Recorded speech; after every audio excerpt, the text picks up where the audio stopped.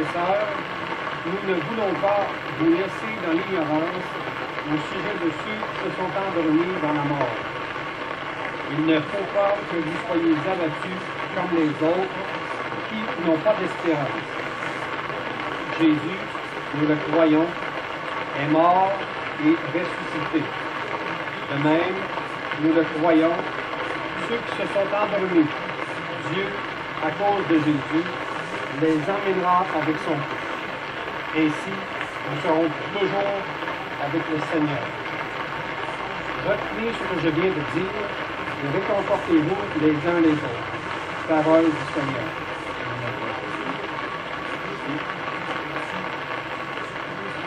Alors, cette parole de Dieu, elle était sûrement bien enracinée profondément dans le cœur de l'abbé Charles-Édouard Mayotte, puisque lui-même, quand il décrit le décès de ses proches, il y fait référence constamment.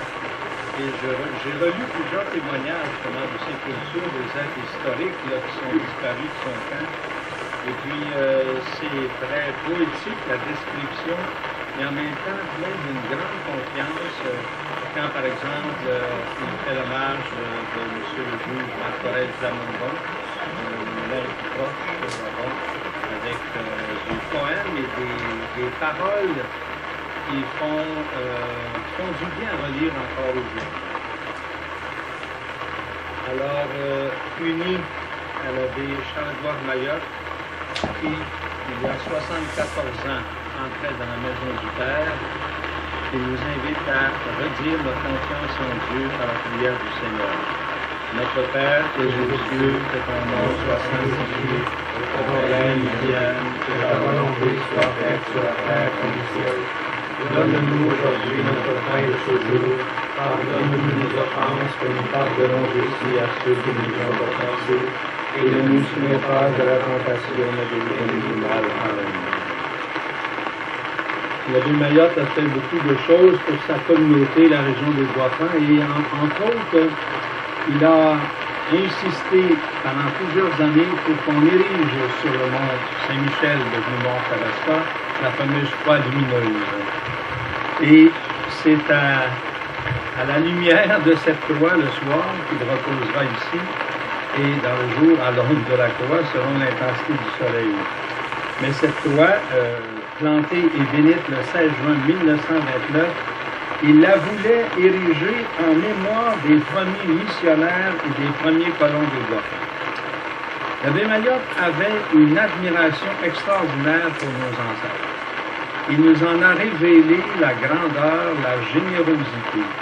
Et quand il décrit la vie des premiers colons, il le fait avec tant d'amour qu'il fera du bien à la génération actuelle, en ce 150e de la vie de l'État-Ville, d'inviter les gens à retourner, nourrir leur cœur dans les écrits qui sont des écrits monumentaux pour notre vie d'aujourd'hui. Il a fait plein d'autres choses, mais sa méditation consistait surtout à relire la vie des gens d'ici à la lumière de sa foi. Il a été pendant 55 ans prêtre, ordonné prêtre en 1881, à l'époque où notre diocèse était celui de Trois-Rivières. En 1885, on devient diocèse de Nicolette, et à ce moment-là, il entre curé de Saint-Louis-de-Lanfern, où je suis curé moi-même maintenant. Ensuite, il va à Saint-Paul de Chester, ma paroisse d'enfance, et en fouillant dans les documents, j'ai vu que mon grand-père, Jean-Baptiste Couture, a été marguillé du temps de l'abbé Mayotte. Et l'abbé Mayotte est celui qui a pris la situation de Saint-Paul après le grand débat qu'il y a eu sur la fameuse construction de site de l'église. Lui, il a été nommé pour réparer tous les faux passés. Et il a initié la décoration intérieure de l'église telle qu'on la voit actuellement identique. Il y a vécu pendant 10 ans.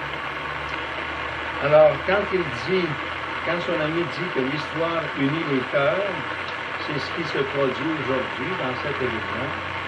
Et je veux rendre grâce à Dieu et vous remercier, vous, l'abbé Charles-Édouard Mayotte, pour cet homme et ce prêtre qui et à l'ombre de l'église Saint-Christophe, classée monument historique, qui est aussi un monument historique dans nos cœurs.